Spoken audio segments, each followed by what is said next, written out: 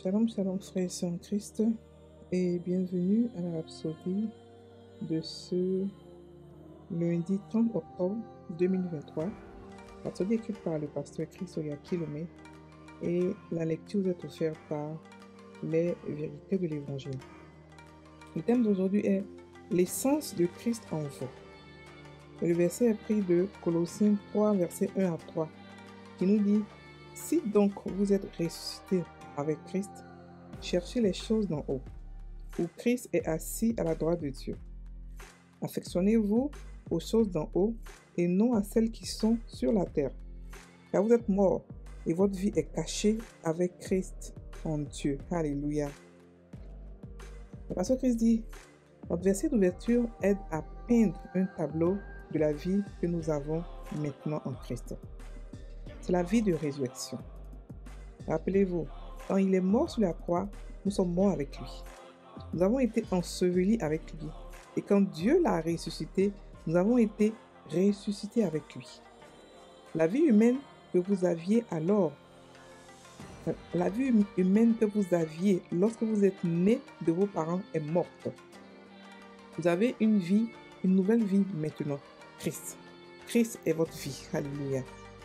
La Bible dit dans Colossiens 3, verset 4, que quand Christ, votre vie, paraîtra, alors vous paraîtrez aussi avec lui dans la gloire. C'est époustouflant. Cela signifie que vous n'êtes pas une personne ordinaire. Comment pourriez-vous être malade alors que Christ est votre vie? Comment est-ce que votre foie, votre cœur ou vos reins pourront-ils ne pas bien fonctionner alors que Christ vit en vous? Comment pourriez-vous échouer, être vaincu ou agir de manière stupide lorsque vous êtes alimenté de l'intérieur par Christ et guidé par sa sagesse? De temps en temps, déclarez avec audace, Christ est ma vie. Christ en vous est un mystère pour le monde, mais c'est l'essence et la gloire de la vie chrétienne. Le mystère a été caché de tout temps et dans tous les âges, mais maintenant il a été révélé. On peut le lire dans Colossiens 1, verset 26 à 27. Le mystère caché de tout temps et dans tous les âges, mais révélé maintenant à ses saints, à qui Dieu a voulu faire connaître, quelle est la glorieuse richesse de ce mystère parmi les païens, savoir Christ en vous, l'espérance de la gloire. Alléluia. L'essence de Christ en vous est que Christ est votre vie. Vous n'êtes pas soumis aux rudiments et aux limites de ce monde. Vous avez la vie christique, la nature divine. Béni soit Dieu. Fin de la rhapsodie. Alléluia. Donc ici, le pasteur nous parle de quelque chose de vraiment simple, mais qui est plus ou moins pas compris dans le corps de Christ. Frères et sœurs en Christ, la vie que nous vivons en Christ, ce n'est pas une vie humaine qui copie Dieu. La vie que nous avons en Christ, ce n'est pas une vie humaine qui essaie de devenir divine. La vie que nous avons en Christ, ce n'est pas une vie qui imite Dieu ou qui veut ressembler à Dieu. Non. La vie que nous avons en Christ, c'est la vie de Dieu. C'est la vie de Christ. C'est l'essence même de Christ qui est en nous. Ça veut dire quoi? Ça veut dire que on est mort, notre vie ancienne. Notre nous ancien, il est mort. La vie pécheresse qu'on avait avant, la nature pécheresse qu'on avait avant, elle est morte avec Christ. Et on est ressuscité en nouveauté de vie. Cette vie qu'on est ressuscité, c'est une vie qui est complètement divine.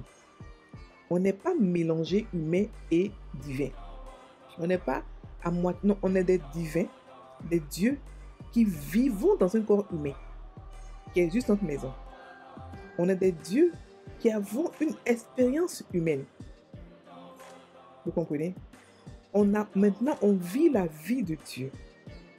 On a reçu la qualité de vie de Dieu. La Bible dit qu'on est assis avec lui dans les lieux célestes, avec Christ. Un homme ne peut pas être assis dans les lieux célestes. C'est impossible.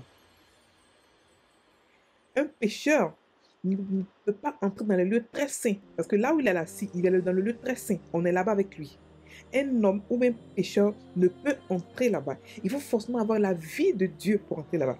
Ce n'est pas une place où les gens peuvent avoir accès là-bas n'importe comment. Non, c'est une place privilégiée. Ce n'est pas aussi n'importe quel ange qui parle là-bas. C'est la place la plus sainte, la plus élevée de Dieu.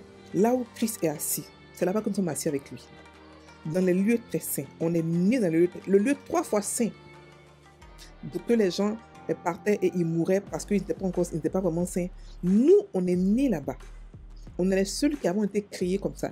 Une vie qui est à part. Et cela a été possible grâce à Christ. Parce qu'il est venu nous montrer le chemin. Avant lui, personne ne pouvait ressusciter de la mort spirituelle. C'était impossible. Ceux qui sont morts avant lui, qui ont été ressuscités, c'était la mort juste physique. Mais la mort spirituelle, personne. Ça veut dire que le monde entier partait automatiquement dans la mort parce que on était tous pécheurs. Mais il est venu nous donner un autre chemin. Il est venu nous montrer un chemin pour dire que, ok, partez maintenant, voilà, maintenant vous partez, vous êtes tous morts. Quand on accepte Christ, on meurt la vie humaine là, elle meurt.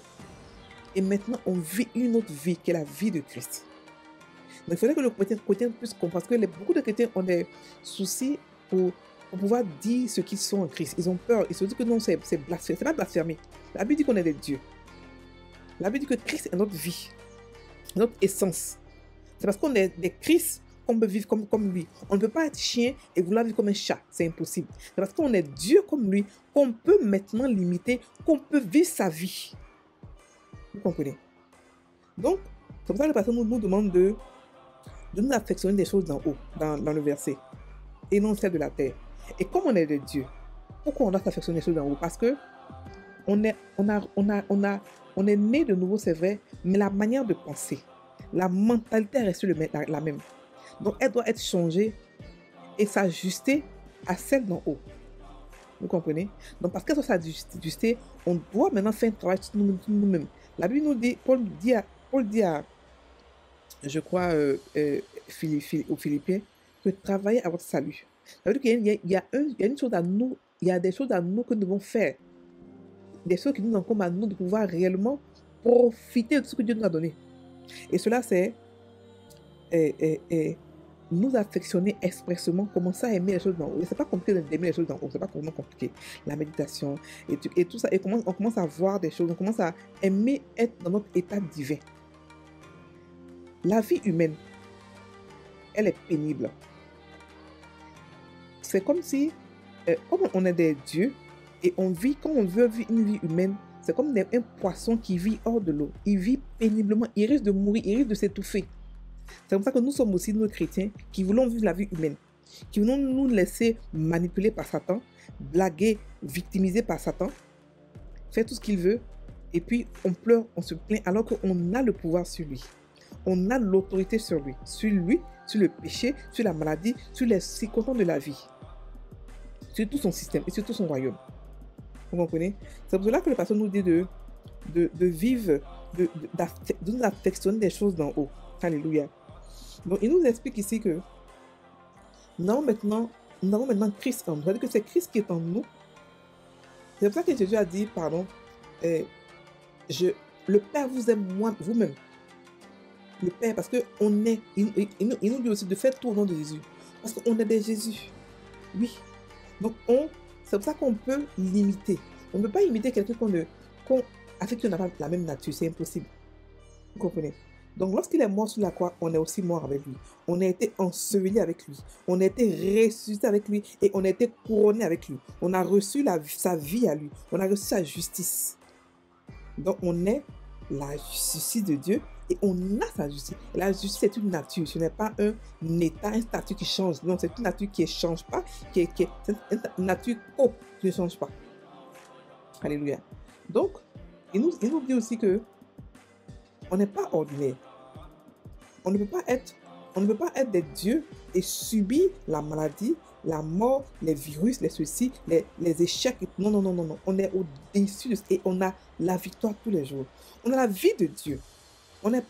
C'est la vie humaine qui est supérieure aux échecs, aux maladies, à la mort. Non, on a reçu une vie qui est supérieure, qui fait qu'on n'est pas soumis aux échecs, à la pauvreté, à la stupidité. Dieu habite en nous dans toute sa plénitude. Donc, lorsqu'on parle, on parle avec la sagesse de Dieu. La Bible, et Jésus a dit que le Saint-Esprit nous conduit dans toute la vérité. Ça veut dire qu'il connaît toutes choses. Donc, il peut nous enseigner toutes choses. Donc, on n'a pas à être stupide. On ne peut même pas être stupide parce que la vie qu'on a ne peut pas être en dessous de son standard. Son standard, c'est le succès. Son standard, c'est la sagesse. Son standard, c'est l'amour. C'est la vie que nous avons reçue. Donc, il nous demande de parler avec audace. Christ est ma vie. Christ est ma vie. Christ vit en moi. Il est mon temple. Et je suis son temple. Il vit en moi. Et parce qu'il vit en moi, il est l'essence de ma gloire, de la gloire que j'ai. Et parce qu'il vit en moi, il n'y a pas de maladie, il n'y a pas de virus, il n'y a pas de microbes, il n'y a pas d'échec dans ma vie. Vous comprenez? Voilà. Donc, le passage ici nous dit que le mystère dans Colossiens 1, verset 26 à 27, le mystère caché de tout temps et dans tous les âges, mais révélé maintenant à ses saints. Dieu a voulu faire savoir quelle est la gloire du Seigneur, et ainsi de suite. Donc, vous devez savoir que la révélation de Dieu était progressive.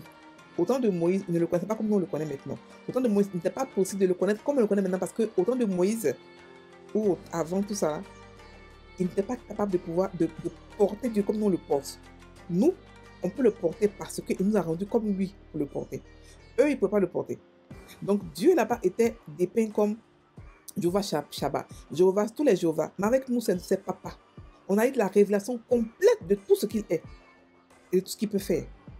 C'est pour ça que nous, on peut vivre sa vie parce qu'on sait tout de lui. La Bible nous révèle tout ce qu'il est. Il n'est plus un mystère pour nous, mais pour le monde, il est un mystère. Vous comprenez?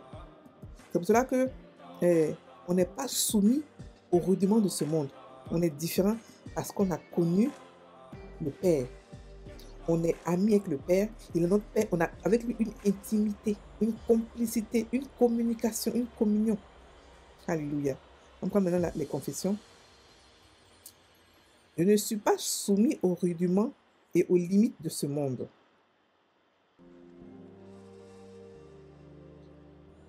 Parce que je vis en Christ et Christ est ma vie. Christ est dans chaque fibre de mon être. Dans chaque os de mon corps